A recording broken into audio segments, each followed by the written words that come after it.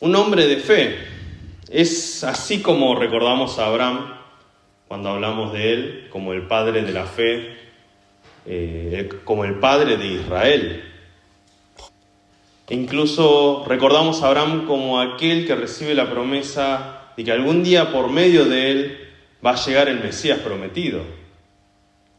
Pero el camino de Abraham no fue fácil. Sabemos que él es llamado a una tardía edad, era incluso tal vez más anciano que cualquiera de los que estamos acá, y es llamado a salir de su tierra, de Ur de los Caldeos, a ir a una tierra que Dios le promete en palabras, pero todavía no le muestra. Abraham, en este pasaje en especial, viene después de una batalla. Sí, Abraham había visto cómo su sobrino Lot había sido capturado por reyes de la región cuando habían invadido la zona donde vivía su sobrino Lot. Y él, con sus criados y en alianza con otras personas, sale a rescatar a Lot. Él triunfa, gana la guerra, rescata a su sobrino Lot, y cuando lo trae a Lot se encuentra con un sacerdote llamado Melquisedec, a cual él le da un diezmo, un shipil chop, de todo lo que él tenía. Él era muy rico. Ahora, después de toda esta victoria, Abraham no se sentía satisfecho. Había algo que le faltaba en su vida, algo que él entendía que sin eso no podía tener una expectativa, una esperanza mayor. Y era que no tenía hijos. Abraham y Sara ya eran viejos y no tenían hijos. Entonces, todo lo que él tenía, por más de que haya tenido un montón de riquezas, incluso la bendición de Dios, sabía que no se la podía heredar a nadie más que sea de su casa. Ahora, en medio de esa noche, tal vez, es cuando Dios se le aparece en un sueño, en una visión, dice. Esto es lo que llamamos como una teofanía. Y lo que le dice Dios es: no tengas miedo, Abraham, yo soy tu escudo para vos. Tu recompensa va a ser muy grande.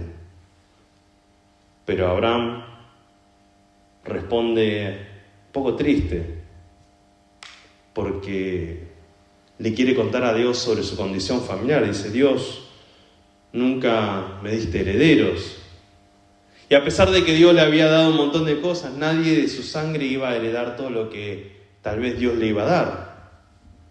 Sin embargo, Dios le reitera, le repite, que su herencia no será para un esclavo o un siervo de su casa, sino para un hijo de su sangre, de su semilla, un descendiente biológico de él. No solo eso, Dios lo lleva afuera, lo saca de la carpa donde él está, y en medio de la noche le muestra las estrellas. Obviamente en ese momento no había ciudades como las de hoy, que está todo iluminado y no podemos ver las estrellas. Y se ve todo el polvo de las estrellas en el cielo, ¿no?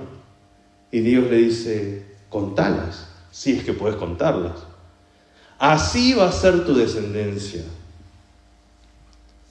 La Biblia nos dice que Abraham creyó. Y él se lo reconoció, Dios se lo reconoció por justicia. Ahora, al escuchar esta afirmación de que Dios le reconoció por justicia que Abraham haya creído, muchos nos preguntamos, ¿cómo es un hombre o una mujer de fe? ¿Cómo es un hombre y una mujer de fe? También nos podemos preguntar, ¿quién es una persona de fe? Y por último, ¿cómo vive una persona de fe? A veces parecen preguntas obvias, pero tal vez con este pasaje de la Biblia lo que podemos es estudiar un poquito más y entender de qué se trata una persona que tiene fe. Entonces, en primer lugar, vamos a ver cómo es un hombre o una mujer de fe. Y lo que vemos a través del pasaje es que una persona de fe es aquel que reconoce que Dios es el que da y el que no da. Una persona de fe es aquel que reconoce que es Dios quien le da y también el que no le da. Ahora, Abraham no hubiese estado con Dios si Dios no lo hubiese llamado. Esto lo sabemos muy bien. Fue la voz de Dios quien lo llama a Abraham. Él venía de un contexto idólatra. Dice que la familia de Abraham se dedicaba a construir ídolos. Tallaba ídolos de madera. Imagínense una feria, de cuando nosotros vamos a esas ferias donde venden santos, estatuillas de santos, acá por acá, cerca de alguna iglesia católica. Vieron esas personas que tallan santos y los venden. O tal vez cuando vamos a Corea y vamos cerca de esos templos donde hacen mudang, donde que pum, pum. Imagínense esas personas que están en ese contexto. Bueno, imagínense que Dios llama a una persona que viene de un lugar así. Ese era Abraham. Si Dios no lo hubiese llamado por gracia, Abraham hoy no estuviese acá. Abraham reconocía también que todo lo que él tenía, todas sus riquezas, eran las de Dios. Lo podemos ver cuando él conquista, ¿no? Cuando él rescata a su sobrino Lot.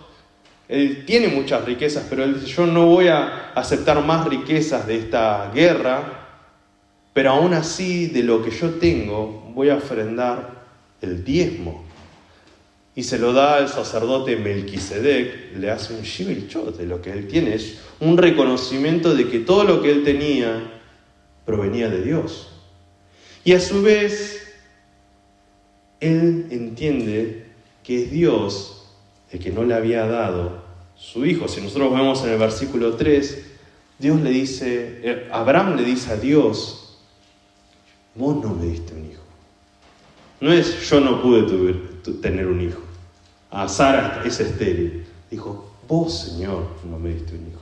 Estoy triste no porque yo no puedo tener un hijo, sino porque vos, Dios, que es el que da y el que no da, elegiste no darme un hijo. Pero eso era fe también, era reconocer a Dios, que Dios lo había dispuesto de esa manera.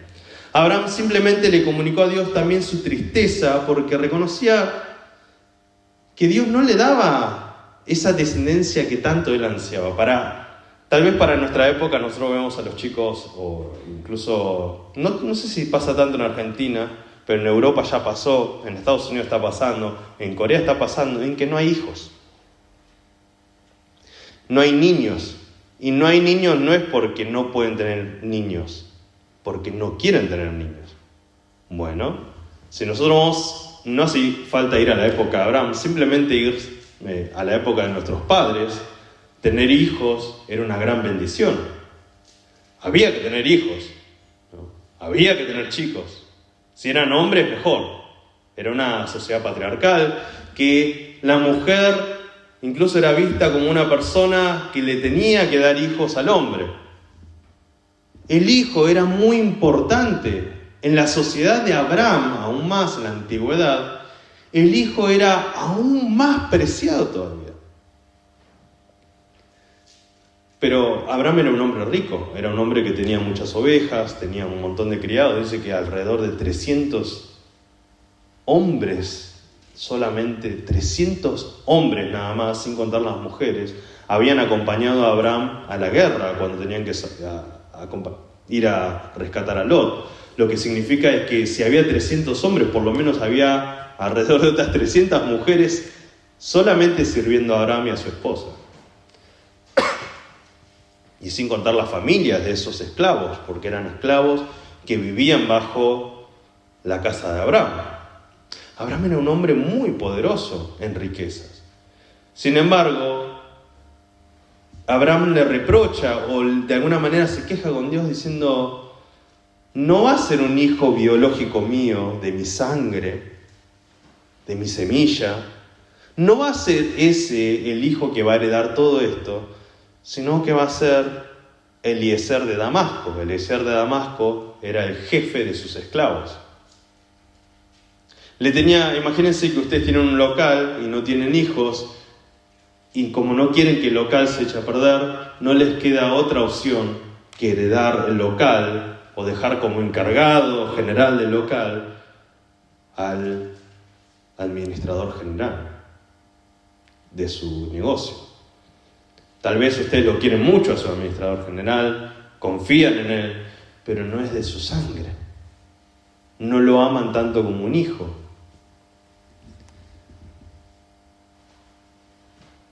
Pero al recibir la promesa de Dios, que Dios le dice: no, un chico que va a salir de tus entrañas, de vos mismo, va a ser el que va a heredar todo esto. Y aún más, va a heredar la bendición que yo te prometí a vos. Dice que Abraham le creyó a Dios. Creyó en la palabra de Dios. Confiando de que Dios podía dar lo prometido, lo que él había hablado. Eso es lo que vemos en el versículo 6. Ahora, un niño siempre recuerda, o sea, si ustedes estuvieron con sobrinos, hijos, nietos, un niño siempre recuerda lo que un adulto le promete, sobre todo sus padres, ¿no? Por ejemplo, a mi nene le gusta el huevo Kinder. Entonces yo le digo: bueno, mañana te voy a dar un huevo Kinder. Mañana, al día siguiente ya, mi nene va a decir: papá, ¿dónde está mi huevo Kinder?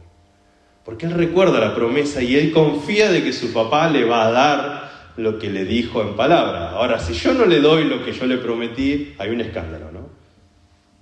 Se vuelve complicada la situación.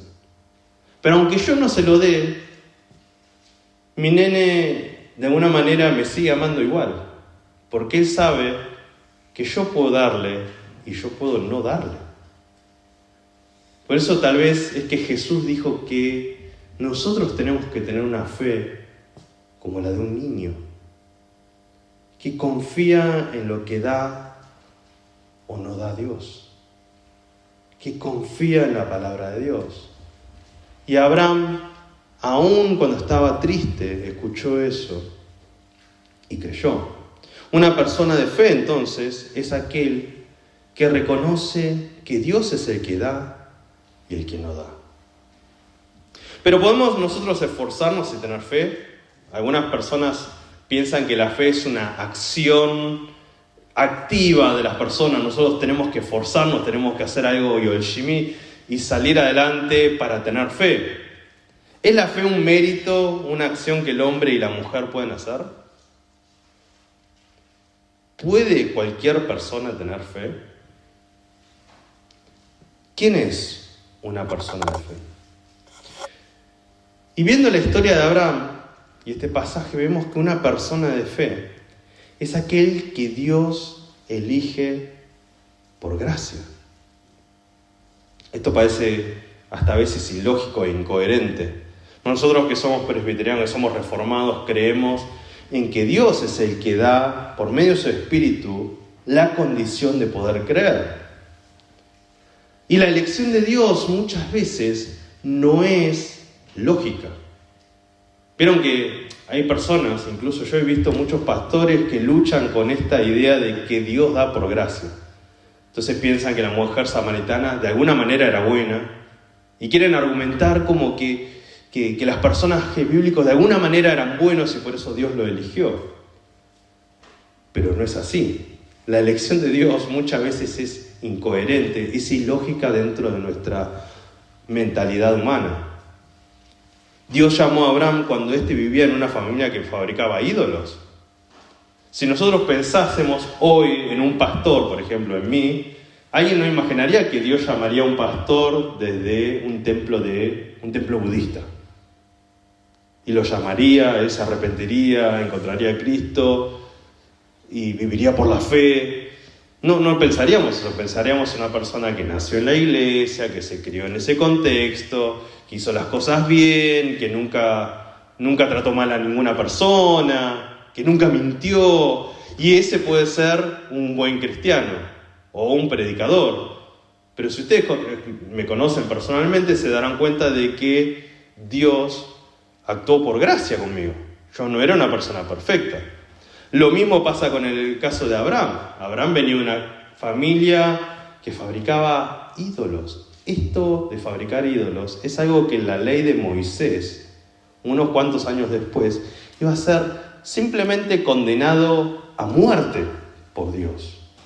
Una persona que fabricase ídolos o que fuese descubierta fabricando ídolos en Israel iba a ser condenada a muerte. La elección de Dios no es lógica, sino es por gracia. Dios elige en su soberanía hombres y mujeres imperfectos.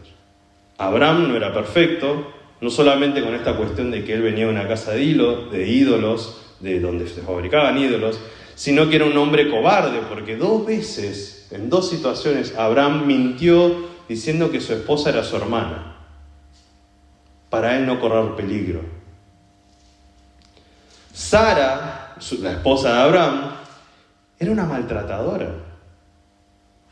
Cuando Abraham y Sara, ambos los dos, habían elegido y decidido en conjunto que Agar, una de las esclavas, iba a tener un hijo de Abraham, después Sara no soportó la misma idea y empezó a maltratarla a tal punto de que Agar se escapó.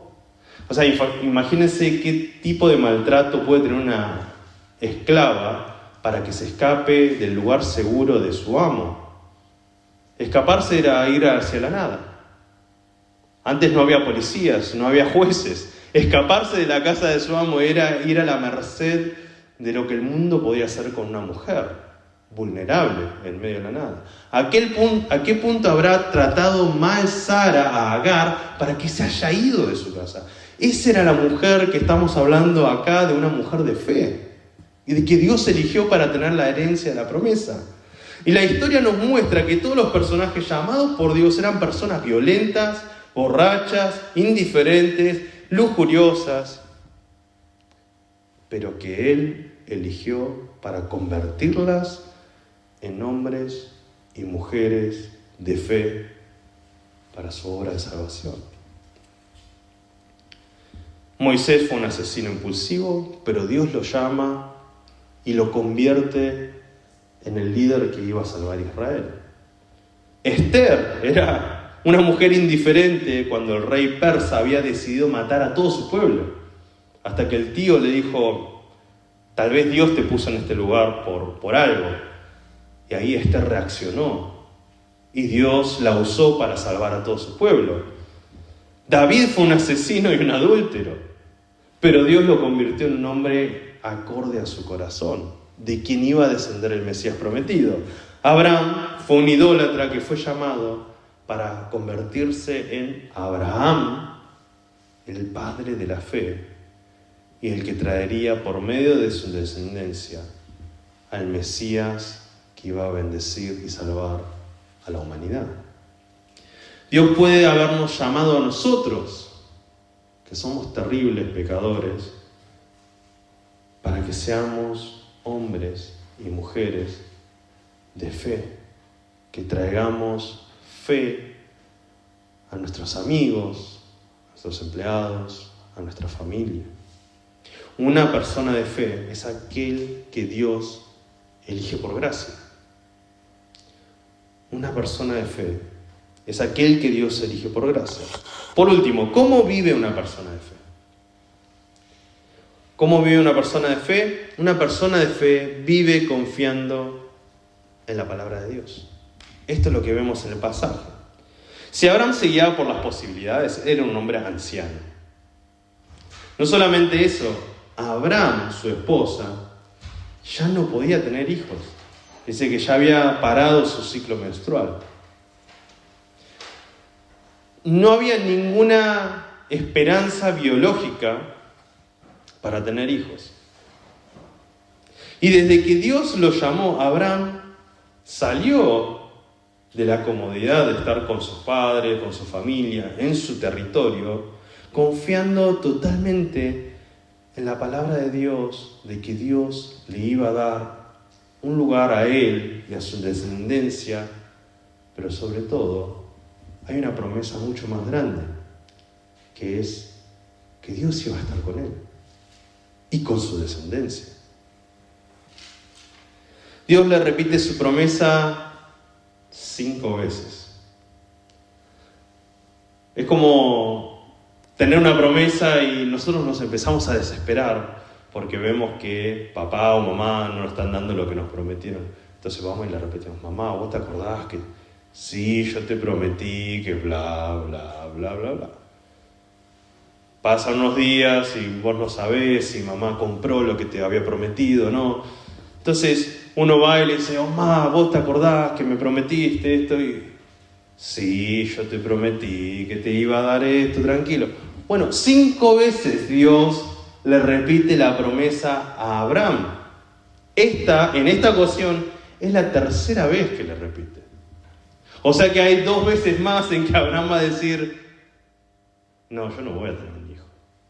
Dale, Dios, no juegues conmigo, yo no voy a tener un hijo. O sea, Abraham tambaleaba. Pero cada vez que él se olvidaba, o él tenía su fe que se iba achicando, Dios le recordaba la promesa. Yo te lo prometí.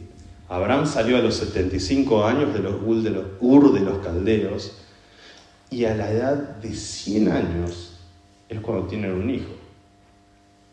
Imagínense, no quiero que piensen esto, pero los que están solteros, si Dios le dice: vos te vas a casar, y pasan 10 años, y vos decís: Dios, ¿me voy a casar o no me voy a casar?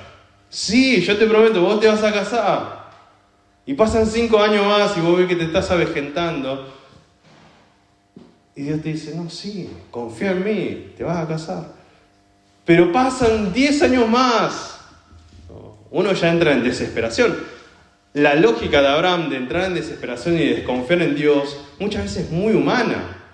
Pero Dios aún así repite su palabra para que Abraham recuerde la promesa y Abraham siga sosteniendo y confiando en la palabra de Dios. Porque Dios es un Dios misericordioso. Y Él siempre nos pone a prueba para que podamos confiar nuevamente en su palabra. Confiar en su palabra. ¿Saben cuál fue el pecado original del hombre y la mujer? Fue la desconfianza de la palabra de Dios. Cuando Dios creó todo el Edén, la creación era hermosa. Dice que todo a los ojos de Dios era muy bueno. Esa es la descripción. Para que Dios diga que es muy bueno es porque era muy bueno, de verdad. Hasta el árbol del conocimiento del bien y el mal lucía a los ojos de las personas y a los ojos de todos, parecía lindo, pero Dios les dijo: de este árbol ustedes no tienen que comer, porque se van a morir. Y la serpiente, cuando le miente a Adán y a Eva, le dice: no vas a morir. Dios no te está diciendo la verdad. Fíjense que el primer pecado de la humanidad fue desconfiar de la palabra de Dios. Cuando Adán y Eva toman del fruto, estaban desconfiando de que Dios le estaba diciendo la verdad. El pecado de Adán, de alguna manera, creció, obviamente, ¿no? Hablamos del pecado original porque ya hoy en la humanidad nadie confía en la palabra de Dios y somos muy pocos los que de verdad caminamos día a día confiando, teniendo fe en lo que Dios nos dice en la palabra. Por lo tanto, como Abraham, debemos vivir con fe y no por lo que uno ve. Si yo veía el fruto del árbol del bien y el mal, del conocimiento del bien y el mal, era lindo. Los ojos pueden engañar, pero si la palabra de Dios dice que aún siendo lindo, esto va a dar muerte, entonces nosotros tenemos que confiar por fe en la palabra de Dios y no por vista. Eso es lo que dice Hebreos 11:1. La fe es la certeza de lo que se espera, la convicción de lo que no se ve. Una persona entonces de fe vive confiando en la palabra de Dios. Una persona de fe vive confiando en la palabra de Dios. Entonces, ¿qué pasa cuando tenemos fe? ¿Cuál es el resultado de que Dios nos haya dado en su inmensa gracia esa fe para creer? Somos justificados por tener fe en la palabra de Dios. Somos justificados. Justificados. La vida de un hombre y una mujer de fe no se describe por actos religiosos, sino por su dependencia total y constante de la palabra de Dios. No es simplemente hacer ritos. Yo hago esto bien, leo la Biblia, oro al mediodía, hago esto, le ayudo al pobre. No son acciones aisladas, sino es una vida constante que se apega a la dependencia de que yo necesito la palabra de Dios. La palabra de Dios es mi todo. Cuando Abraham vivió en este mundo, aún Cristo no había venido. Y no había ni siquiera ley tampoco. Sin embargo, vemos que Dios justificó a Abraham por creer en su palabra. Dios santificó a Abraham por creer en él y confiar en su palabra. ¿Por qué? ¿Por qué es la pregunta? ¿Qué tiene la fe de Abraham que es diferente?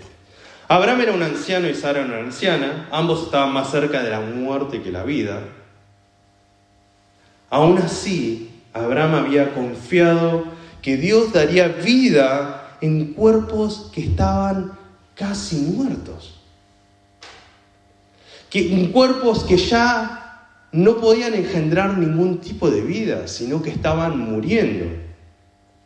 Y ahí nos vamos cada vez moviendo más a ver cuál es esa fe que Abraham realmente, que a Dios le agradó de Abraham. Y es que a su vez, cuando Dios le manda a Abraham a sacrificar a su hijo Isaac, una vez ya cumplido, ¿no? Que la promesa de que iban a ser un hijo,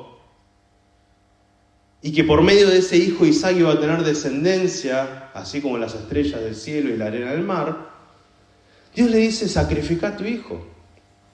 Y nosotros vemos a un Abraham que va caminando hacia el monte para sacrificar a su hijo, porque Abraham tenía fe que aún en la muerte, Dios podía traer vida. Que Dios podía levantar a los muertos y darles vida. ¿A qué nos recuerda esa fe? ¿Qué es esa fe? De que algo muerto puede levantarse y tener vida y cumplir con la promesa de Dios.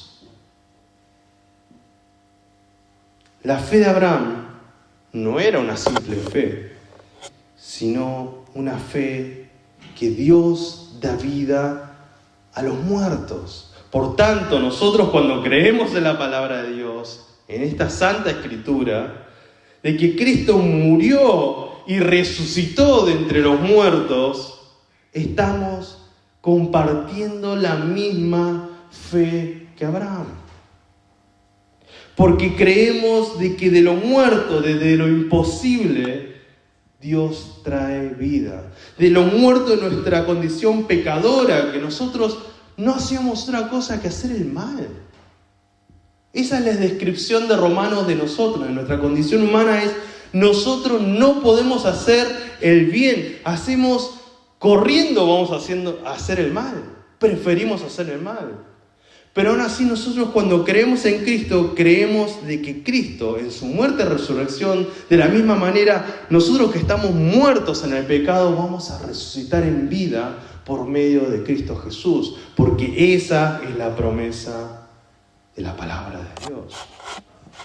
Y nosotros no caminamos por lo que vemos, por lo que calculamos, por lo que nosotros contamos materialmente. Nosotros caminamos por fe.